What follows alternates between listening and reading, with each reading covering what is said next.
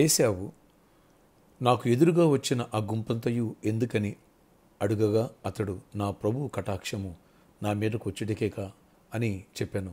అప్పుడు ఏశావు, సహోదరుడా, నాకు కావలసినంత ఉన్నది, నీది నీవే ఉంచుకోమని చెప్పాను. ఆదికాండం 33:8-9 వచనాలు. Praise Jesus. ఈరోజు మే 23 థర్స్డే. Good morning. పరలోకనే సత్సంగ బిడ్డలకు, ఆత్మీయులకు, దైవజనులకు, ఇతర రాష్ట్రాల దేశాలు మన ప్రియులందరికీ అబ్రహాం యొక్క ఆశీర్వాదం, కృపాక్షేమను సమృద్ధిగా విస్తరించునుగాక. దీవెనలు, కృపలు కుమరించబడునుగాక. ఆమె. ఫ్రెండ్స్, ఇక చదవబడిన లేఖనాన్ని చూడండి. గత 5 వారాలుగా అబ్రహాం ఆశీర్వచనం గురించి మనం మాట్లాడుతున్నాం. పరిశుద్ధాత్మ దేవుడు మనకి విపులంగా వివరిస్తున్నారు. ఓ సత్యాన్ని చూడండి. యాకోబు మోసం చేసి పారిపోయాడు. ఇప్పుడు 20 ఏళ్ల క్రితం అన్న చంపేస్తాడేమని భయపడ్డాడు. అన్న వస్తే చంపేస్తానని వార్నింగ్ ఇచ్చాడు. కానీ మామ చేత మోసగించబడిన తర్వాత, దేవుని యొక్క దర్శనాన్ని చూసిన తర్వాత, అబ్రహాం యొక్క ఆశీర్వాదాన్ని ఎప్పుడైతే యాకోబు క్లెయిమ్ చేసుకున్నాడు, దర్శనం చూసి అద్భుతంగా దీవించబడ్డాడు. ప్రభు రిటర్న్ బ్యాక్ వచ్చేమంటూ వచ్చేసాడు. కానీ ఒక భయం, అన్న చంపేస్తాడేమో. అన్నకు ముందుగా కానుకలు పంపించాడు.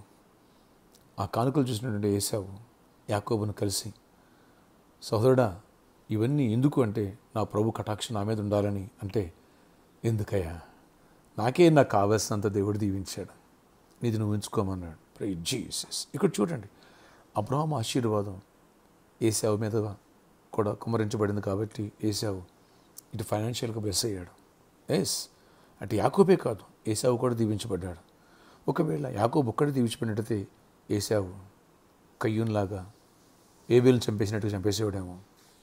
కానీ ఏశావు దీవించబడ్డ ద్వారా యాకోబు దగ్గర ఆశించలేదు. యాకోబే బలవంతంగా ఆ కానుకల్ని అప్పగించాడు. ఫ్రెండ్స్, మనతో పాటు మన వాళ్ళందరూ దీవించబడాలి. ఎస్, అప్పుడు నీకు ఏ సమస్య ఉండదు. అట్లనే కాదు, అబ్రహాం ఆశీర్వాదం అందరికీ కలగాల, అందరూ పైకి రావాలి. చాలామంది ఆటోల మీద, వెహికల్స్ మీద వస్తారు. నా ఊరు బాగుండాలి, అందులో నేనుండాలి. ఎస్, అలాగే మన వాళ్ళందరూ కూడా, మన రక్త సంబంధికులు, మన స్నేహితులు, మన బంధువులు, మన సంఘస్థులు అందరూ దీవించబడాలి. అబ్రహాం ఆశీర్వచనం ద్వారా ప్రతి ఒక్కరిపైన ఇటు ఆత్మీయంగా, ఆర్థికంగా, ఆరోగ్యపరంగా అన్నిట్లో దీవించబడాలని కోరుకుందాం, విశ్వసిద్దాం. ప్రార్థన. యేసేవునే దీవించిన దేవుడు నిన్ను దీవించడా? దీవిస్తాడా? అద్భుతాలు చేయవాడా? ఆశ్చర్యకార్యాలు చేయవాడా? స్తుతులయ్యా. అవునైనా అబ్రహాం ఆశీర్వాదం యాకోబు మీద కుమ్మరించడమే కాకుండా ఏశావు కూడా నాకు కావలసినంత ఉందన్నాడు. అంతగా దీవించావు. ఎంత గొప్ప దేవుడు అయ్యా. ఏశావు భ్రష్టుడైనప్పటికీ కూడా, అయ్యా నీ మార్గాన్ని పక్కనప్పటికీ కూడా నీ కృప ద్వారా ఏశావును కూడా దీవించావు. యాకోబుని ఎక్కడ చంపేస్తాడేమో అని భయంతో వచ్చాడు. కానీ ఏ భయం లేకోకుండా శత్రువులందరి నుంచి విడిపించి అతనికి సమాధానం ఇచ్చావు. అవునైనా అబ్రహాం ఆశీర్వాదం మాతో ఉంటే ఇటు దీవెన చూస్తాం, సమృద్ధిని చూస్తాం, శత్రువులతో సమాధానం ఇస్తాం.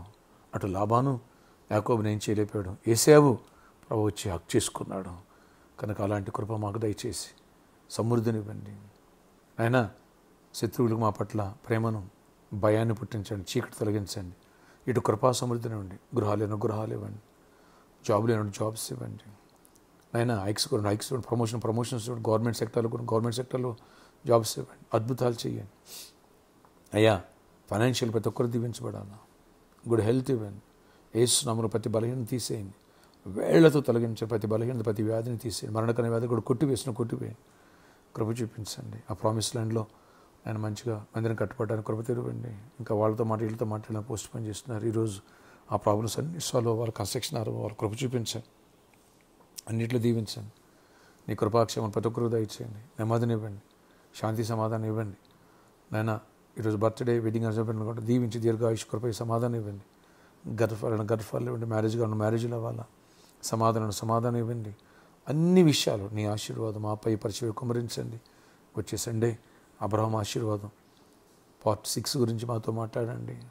కృపా సమృద్ధి గురించి మాతో మాట్లాడండి. గొప్ప జయాన్ని ఇచ్చి, ఏ కరువు లేకోకుండా, ఏ సమస్య లేకుండా, ఏ శత్రుబా అయినా ప్రాబ్లం లేకోకుండా అన్ని విషయాలు కృపనిచ్చి గొప్ప కార్యాలు చేయండి. యేసు నామములో బ్లిస్లో ఫ్లాట్స్ విషయాలు కూడా అతనికి భయం పుట్టించి మాకు రావాల్సి వచ్చేట్టుగా సహాయం చేసి కృపనివ్వండి. యేసు నామములో జయమునివ్వండి. ఆమేన్, ఆమేన్, ఆమేన్.